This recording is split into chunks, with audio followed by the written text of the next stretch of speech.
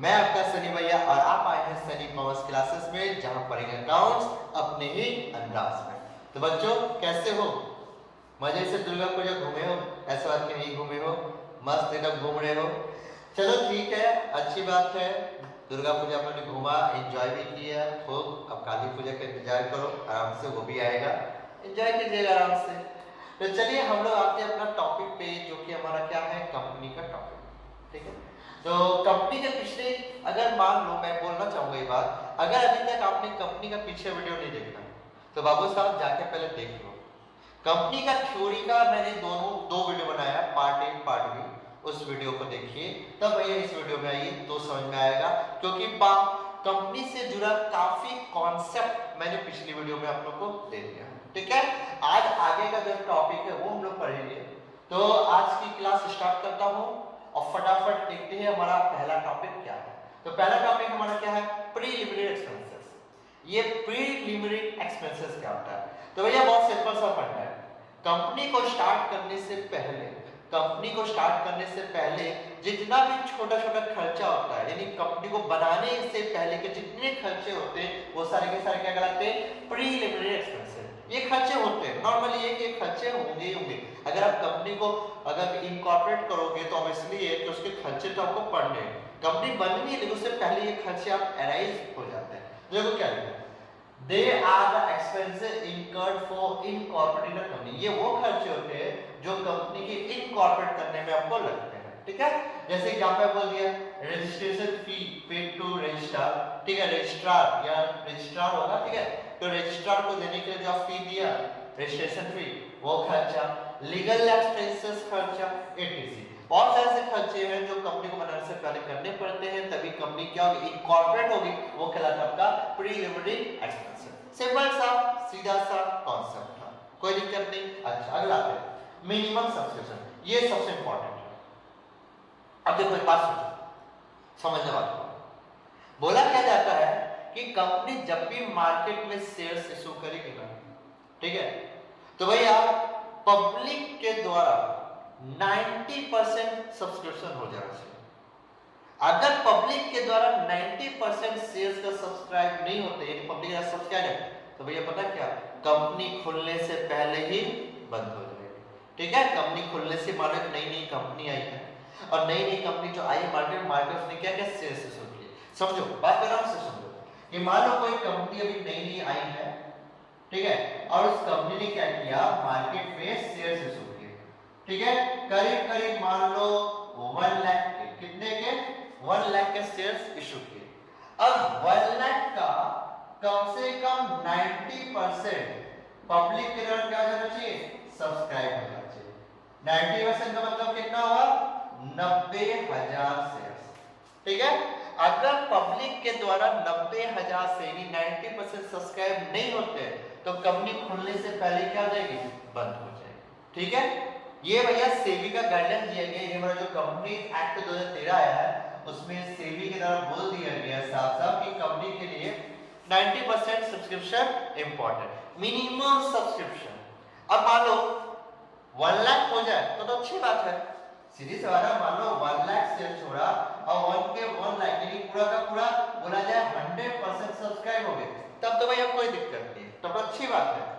अगर 95 पे हो जाए तब भी कोई दिक्कत नहीं, 90% हो जाए तभी दिक्कत। अगर बाई चांस समझना कि 1 लाख शेयर के मान लो 80% सब्सक्राइब हुए पब्लिक के द्वारा 80% सब्सक्राइब हुए, बाकी का यानी 10% सब्सक्राइब नहीं। अब क्या करे कंपनी अब क्या करे, कंपनी तो खोलना चाहती है। ठीक है, कंपनी तो चाहती है कि मैं खोलूं, मैं ओपन हूं, मैं मार्केट में एग्जिस्ट करूं। ठीक है, लेकिन भैया यहाँ पे क्या, पब्लिक ने सब्सक्राइब ही 80% किया, भैया 10% करें। अब क्या करें, तो कंपनी पता है इसका एक ऑप्शन भी रखती है कि अगर मान लो पब्लिक ने मेरा सब्सक्राइब नहीं किया पूरा शेयर या 90% सब्सक्राइब नहीं होता है, तो पब्लिक क्या करती है, कुछ अंडर राइटर्स को अपॉइंट करती है। नाम शायद सुना होगा आपने, अंडर राइटर्स। ठीक है, अंडर राइटर्स वो बंदे होते हैं जो कि पब्लिक, वो मतलब बोला जाए अंडर राइटर्स वो बंदे होते हैं जो कंपनी का ये जो 10% नहीं खरीदा पब्लिक ने, उसको खरीद के क्या करते हैं, कंपनी का पूरा 90% कवर कर देते हैं। ठीक है, तो बात को समझो, आराम से सोचो कि अंडर राइटर्स होंगे कौन। ठीक है, अंडर राइटर्स को क्या फायदा, अगर अंडर राइटर्स इन 10% को पूरा कर देता है और कंपनी के आराम से इनकॉर्पोरेट हो जाती है, खुल जाएगी, क्योंकि 90% सब्सक्रिप्शन था, हो गया मिनिमम सब्सक्रिप्शन। ठीक है, तो अंडर राइटर्स को क्या फायदा, तो अंडर राइटर्स को बहुत सारा फायदा होता है।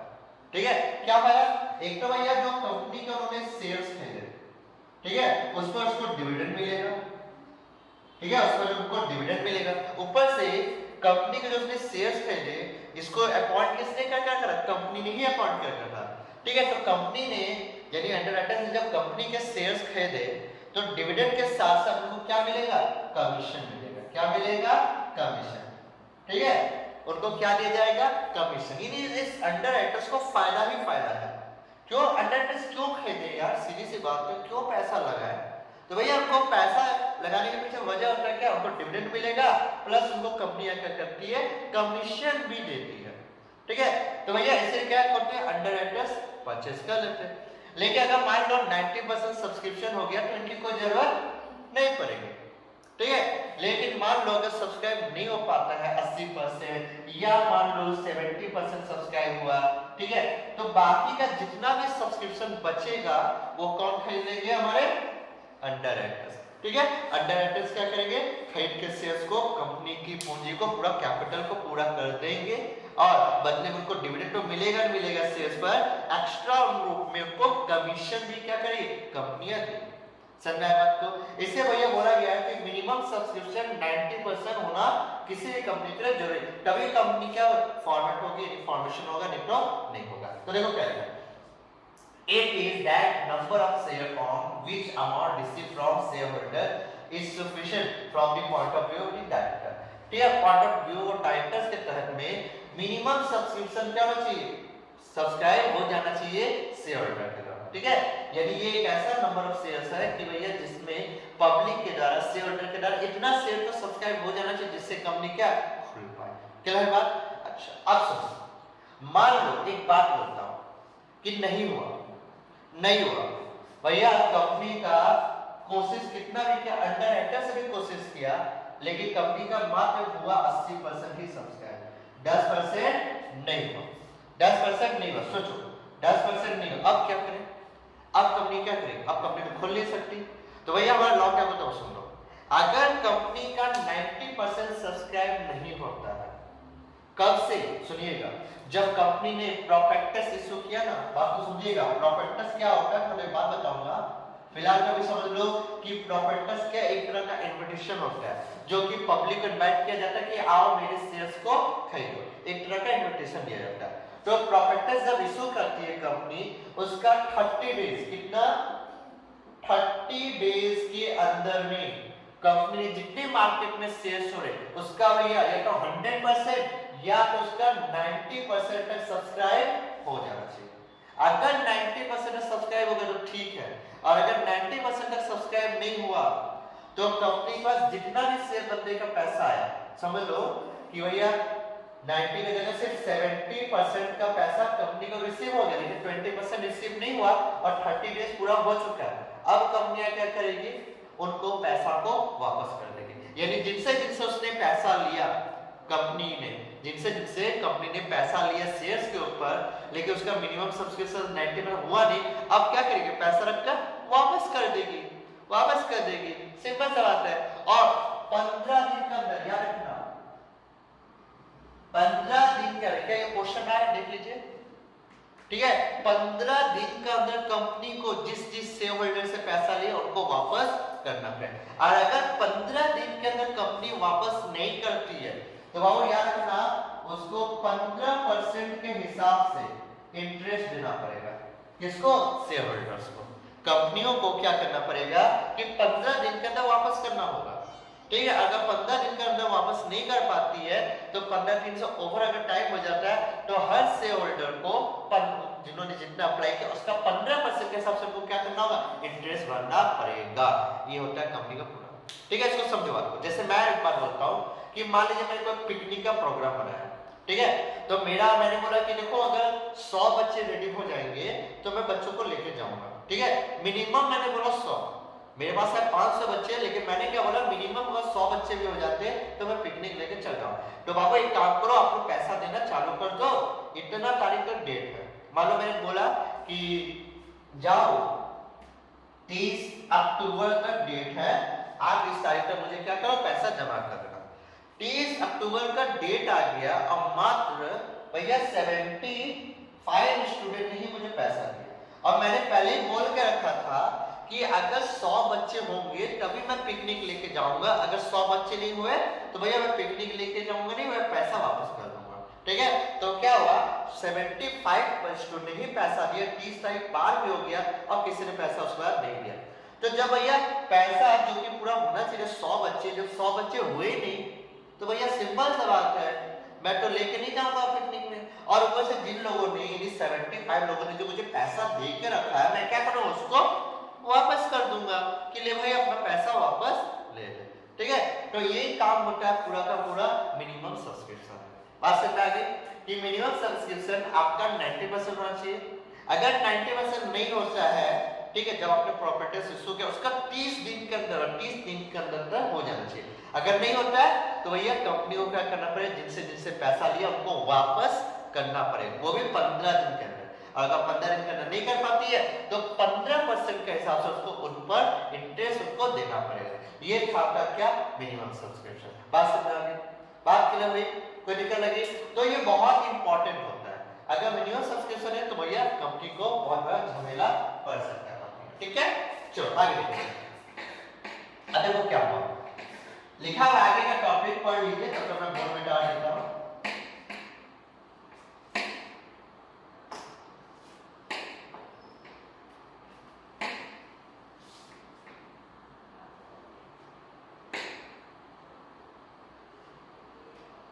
चलो, तो अगला टॉपिक क्या है, मिनिमम सब्सक्रिप्शन के लिए अगला देखो, following steps are to be taken by a public company for the issue of share to public। देखो बहुत सारे स्टेप करती है कंपनियां, जो मार्केट में शेयर्स इशू करती है उसके कुछ स्टेप्स हैं, उन्हीं स्टेप्स के अनुसार क्या करती है, पब्लिक को वो इशू करती है। ठीक है, इसको समझने से पहले दिमाग लगाओ, सोचो, सिर्फ सोचो कि मान लो मेरा कोई स्कूल है, मेरा कोई एक स्कूल है, ठीक है, और स्कूल मैंने नया खोला है, ठीक है, और स्कूल में मान लो मेरे पास 100 बच्चों की सीट है। कितने बच्चों की सीट है, पूरे के पूरे 100 बच्चों की सीट है।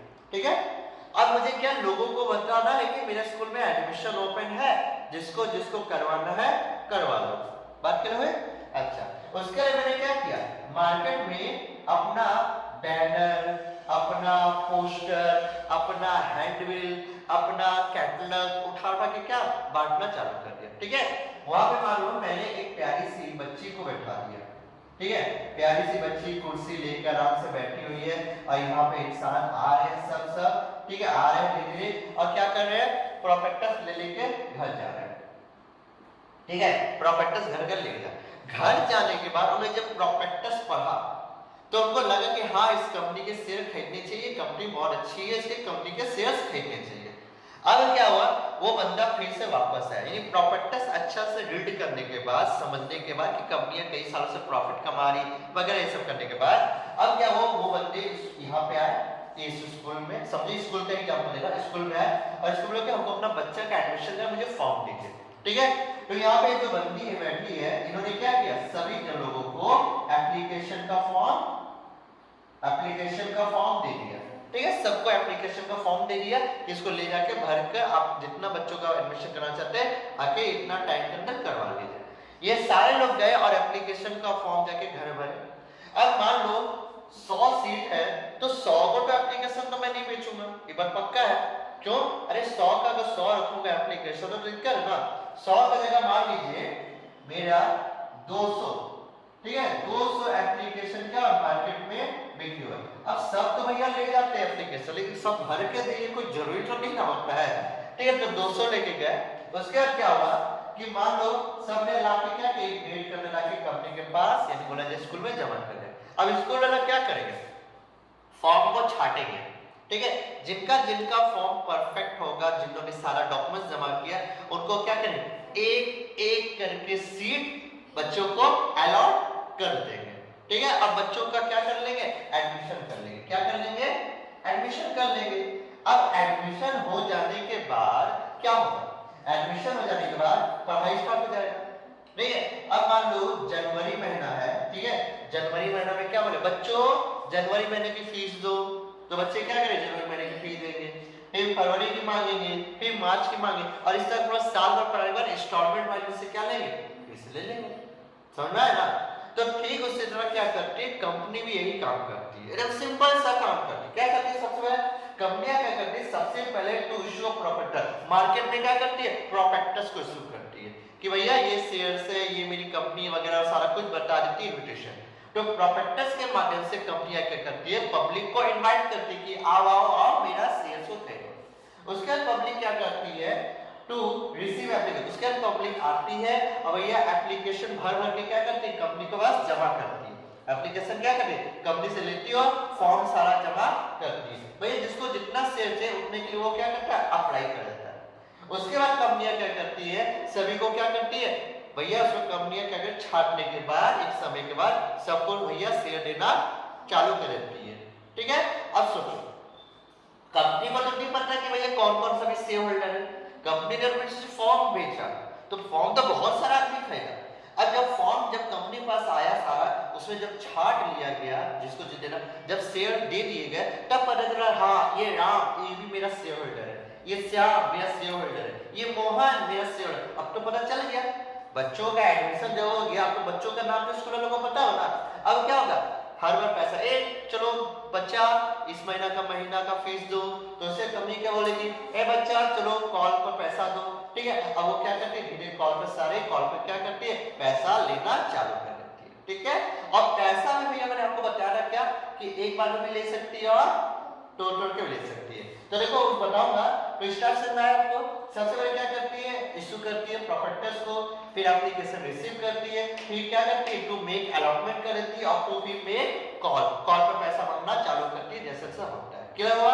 अच्छा अब देखो आगे क्या होता है इसके बाद जब ये सारे स्टेप होते हैं तो आपको सुनना है।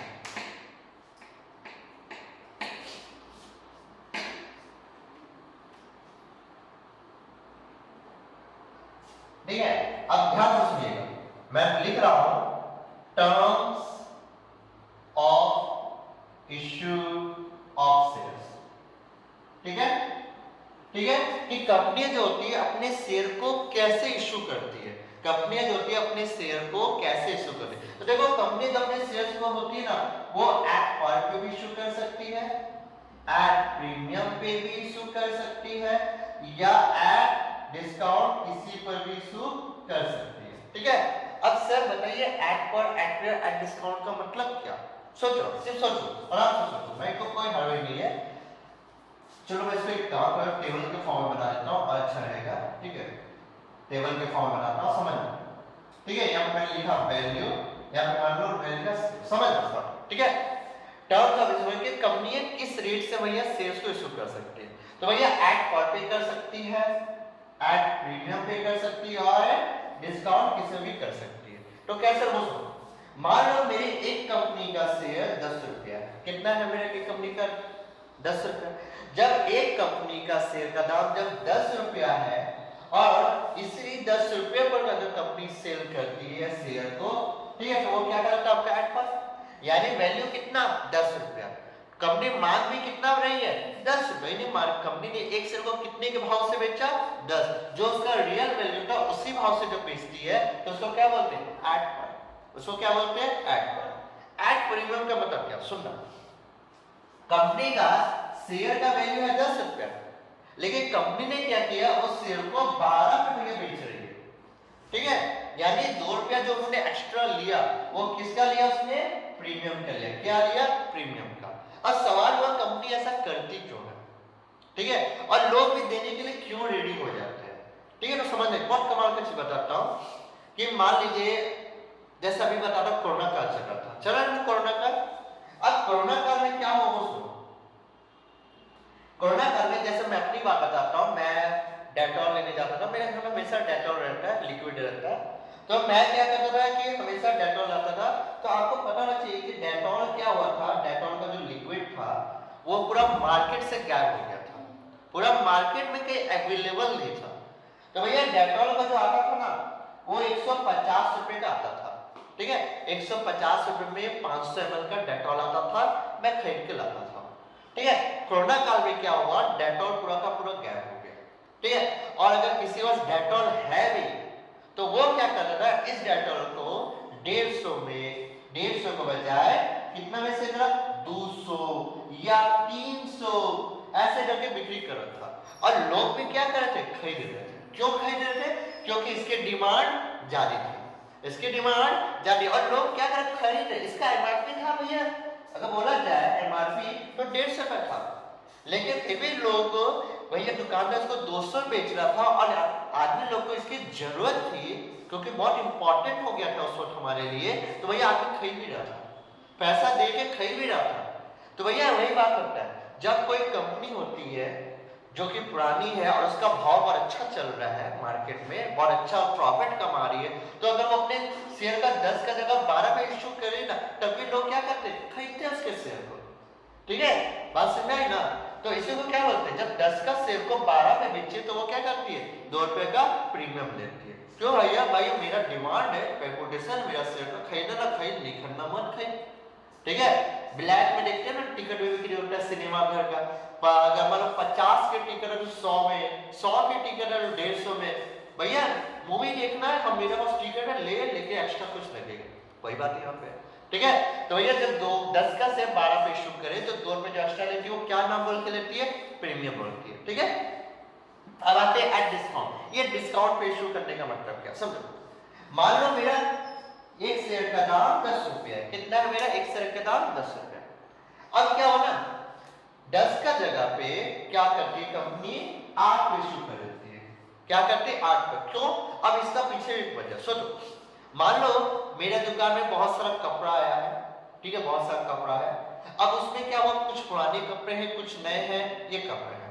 तो भैया लोग क्या करते हैं, नए कपड़े की डिमांड करते हैं, पुराना कपड़ा की डिमांड नहीं करता। लेकिन पुराने कपड़े रख के मैं करूंगा क्या, तो मैं क्या करता हूं, जब भी दुकान में कोई कस्टमर आता है तो ये कपड़ा दिखाता हूं, पहले ये भी दिखा कि देखिए 500 का, लेकिन बहुत सस्ते में अभी बिक्री हो रहा है, 300 में ले जाओ, 300 में ले जाओ, ये कपड़ा 300 में, 200 में। क्यों, क्योंकि मुझे भैया इस कपड़ों की डिमांड तो है नहीं मार्केट में, इन कपड़ों की डिमांड मार्केट में है नहीं, बस चल रहा है हल्का फुल्का, ठीक है, लेकिन डिमांड इसकी खत्म हो गई, तो मैं चाहता हूं कि किसी तरह ये निकल जाए। अरे कुछ भी आ जाए, बोले तिनका का सहारा, अरे भैया कुछ ना मिलने से अच्छा कुछ मिल जाए, तो क्या करती ना, तो मैंने उसको क्या सस्ते में निकाल लिया, ठीक है। सिद्धार्थ क्या होती है, कुछ भी ऐसी कंपनियां होती है जब कंपनी का कोई शेयर का भाव नहीं होता है, ठीक है, बिक्री हो नहीं रहा है, तो कंपनियां क्या करती है, 10 का भाव की जगह भी क्या करती है, डिस्काउंट देके क्या करती है, मार्केट में शेयर को इशू कर देती है। क्यों, क्योंकि भैया पैसे आ नहीं रहे, कोई खरीद ही नहीं रहा मेरा शेयर, क्योंकि मेरे शेयर का डिमांड ही नहीं है मार्केट में।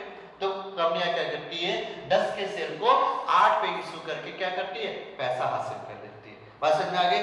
तो देखा टर्म्स कि किस टर्म्स पर मेरा शेयर को इशू किया जाता है, पहला आता है एट पर, दूसरा आता है एट प्रीमियम, तीसरा आता है मेरा एट डिस्काउंट। अब एट पर आपको सिलेबस में है जो पढ़ना है, एट प्रीमियम भी आपका सिलेबस है जो पढ़ना है, एट डिस्काउंट आपसे आपके सिलेबस से हटा दिया गया, इसको पढ़ना बिल्कुल नहीं है, ठीक है।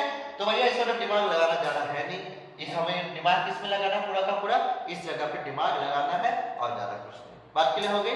अच्छा आइए अब क्या होगा वो सुनिए।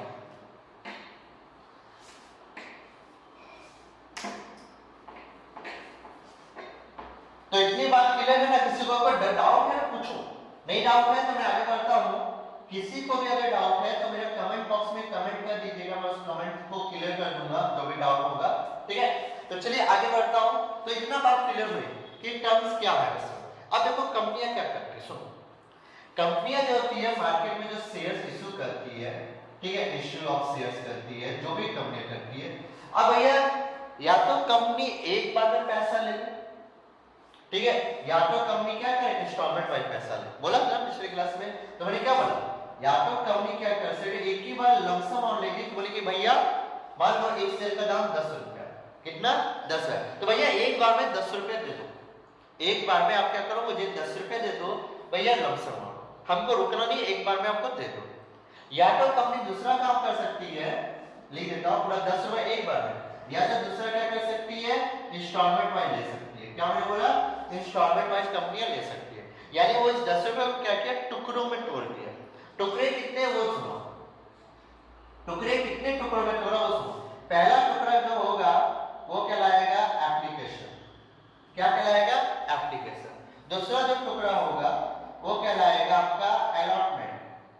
तीसरा जो टुकड़ा होगा उसको बोलते हैं हम लोग फर्स्ट कॉलम। क्या बोलते हैं? First column. ठीक। और जो मेरा आखिरी टुकड़ा होगा उसको बोलते हैं सेकंड एंड फाइनल कॉलम बोलते हैं। ठीक है। अब मान लो 10 रुपया था तो 10 रुपया ऐसे कंप्लीट कर लिया कि 3 रुपए पहले मांग लिया, 2 रुपए बाद में मांगा, फिर 3 मांगा, फिर 2 मांगा, और इस तरीके क्या क्या उसने इस 10 रुपए को टुकड़ों में तोड़ के ले लिया। ठीक है। तो ये जो टुकड़े टूटे इसी को क्या बोलते हैं? इंस्टॉलमेंट। क्या बोलते हैं इसको? इंस्टॉलमेंट। ठीक है। या तो कंपनियां एक बार में पूरा पैसा ले ले, या तो भैया इंस्टॉलमेंट वाइज पैसा ले सकते हैं। और हर एक इंस्टॉलमेंट का एक नाम रखा गया। पहला एप्लीकेशन, दूसरा अलॉटमेंट, तीसरा फर्स्ट कॉल और चौथा हमारा सेकंड एंड फाइनल कॉल। ठीक। अब देखो कंपनियों पर डिपेंड है। कभी कभी क्या होता है कंपनी क्या करती है इंस्टॉलमेंट तो बनाती है लेकिन 3 इंस्टॉलमेंट पैसा ले लेती है। यानी ये कभी कभी ऐसा होता है कि ये वाला नहीं होता है। क्या होता है? ये वाला नहीं होता है और वो क्या करता है 3 में ही निपटा देती है कि भैया 3 बार में ही पैसा देके निपटा दो। तब ये क्या होता है वो सुनो। यही होगा फर्स्ट कॉल और ये हो जाएगा मेरा final call. First and final call. कितना हो गया? 3 2 5 और ये कितना हो गया? 5। 10 में से 3 इसमें चला गया, बचा 7, 7 में 2 अलॉटमेंट का, बचा कितना? 5। तो 5 हो गया फाइनल कॉल में। ठीक है। तो वो कंपनियों पे डिपेंड करता है कि वो कितना इंस्टॉलमेंट में पैसा ले। लेकिन मैक्सिमम अगर बोला जाए तो मैक्सिमम भैया कितने होते हैं? सिर्फ 4 इंस्टॉलमेंट होते हैं। पहला एप्लीकेशन, दूसरा अलॉटमेंट, तीसरा फर्स्ट कॉल और आखिरी जो होगा सेकंड एंड फाइनल कॉल के नाम से जाना जाता है। बात समझ में? तो कंपनियां क्या करती है इसी तरह क्या करती है मार्केट में क्या करती है सेल्स शुरू करती है। क्लियर है बात? कोई दिक्कत? अच्छा अब सुनो, चाहे यहाँ पे कुछ भी हो, मान लो अगर एप्लीकेशन की एंट्री मारनी है तो बाबू याद रखना एक चीज बताता हूँ। अगर एप्लीकेशन की तो इसकी 2 एंट्री होगी 1 और 2। अगर अलॉटमेंट की अगर आप एंट्री मार रहे हो तो इसकी भी 2 एंट्री होगी। अगर फर्स्ट कॉल की मारेंगे तो इसकी भी 2 एंट्री होगी। अगर फाइनल कॉल की एंट्री मारोगे तो इसकी भी 2 एंट्री। यानी हर एक इंस्टॉलमेंट की 2-2 एंट्रियां बनेगी। ठीक है। हर एक इंस्टॉलमेंट की आपकी कितनी बनेगी? 2-2 एंट्री आपकी बनेगी। इसमें क्या एंट्री बनेगी? इसमें अगर बोला जाए तो इसमें बस एक ही एंट्री बनेगी, मतलब बोला जाए 2 बनेगी। ठीक है। तो एक ही बार बन जाएगी एप्लीकेशन एंड अलॉटमेंट अकाउंट। ठीक है। मैं अच्छा से लिख देता हूं एप्लीकेशन एंड अलॉटमेंट अकाउंट। इस तरह के इसमें एंट्री रेडी होगी। लेकिन इसमें क्या अलग अलग नाम से क्या होगी हमारी एंट्री बनेगी। तो बात समझ में आई? ये पूरा कॉन्सेप्ट समझ में आया? कोई दिक्कत नहीं है तक कुछ भी समझने में? नहीं ना? तो चलो अब इसमें क्या करते हैं एक सवाल देखते हैं। और कितना हो गया वैसे टाइमिंग इसमें? 28। एक काम करते हैं अगले क्लास में हम लोग क्या करेंगे इसको टॉपिक को आगे बढ़ाएंगे और बढ़िया से समझेंगे। यानी हमारा आज का टॉपिक खत्म हो गया। अगले क्लास में प्रैक्टिकल से डायरेक्ट स्टार्ट करेंगे और बढ़िया अच्छे से देखेंगे प्रैक्टिकल कैसे बनाएगा। ठीक है। तो आज के इतना देते हैं। ठीक है। अगली क्लास में मिलेंगे प्रैक्टिकल क्वेश्चन के साथ। ये सारा वीडियो ध्यान से देखिए, समझिए, कोशिश कीजिए। बहुत इजी चैप्टर है। ठीक है। और मैं अपनी तरफ से पूरा ट्राई कर रहा हूँ जितना हो सके मैं आप लोगों को समझाने का। आप बस ध्यान दीजिए। ठीक है। एग्जाम आने वाले हैं, बहुत जल्द आएंगे। अब भैया एग्जाम से कोई बच नहीं सकता है। ठीक है। तो फिर अगली क्लास में मिलेंगे अगले प्रैक्टिकल के साथ। इन्हीं का प्रैक्टिकल करेंगे। आज के लिए tata bye bye, see you, good night, सबा खैर, शुभ रात्रि, थैंक यू।